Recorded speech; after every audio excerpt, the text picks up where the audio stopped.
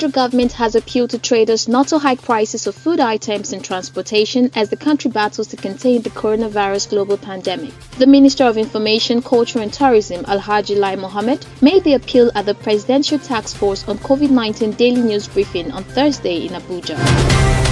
Meanwhile, the Presidential Task Force on COVID-19 yesterday urged state governors to exercise caution in relaxing restrictions, stressing that large gatherings beyond 20 persons remain prohibited. The chairman of PTF and the secretary to the government of the Federation, Mr. Boss Mustafa, said it served as a stark reminder to the entire world about the severity of the COVID-19 when the World Health Organization said there was still a long way to go in fighting the coronavirus pandemic.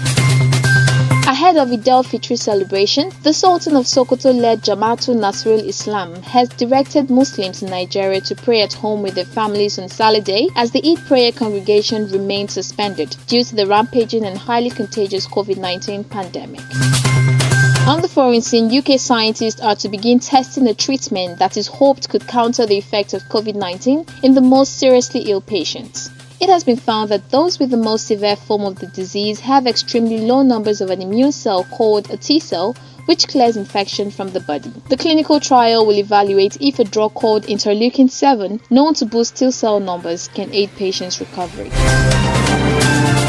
Also, China will move to pass a hugely controversial national security law for Hong Kong in what could be the biggest blow to the city's autonomy and civil liberties since its handover to Chinese rule in 1997. The move by China's rubber stamp parliament is sure to fuel further anger and protest in the city, which was rocked by over 6 months of increasingly violent anti-government unrest last year.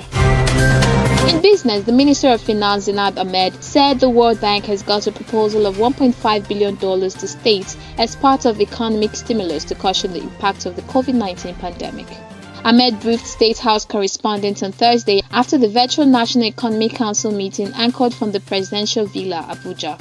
She said it would involve policy-based policy budget support for the federal government, focusing on measures to maintain macro-financial stability and create fiscal space for proposed stimulus.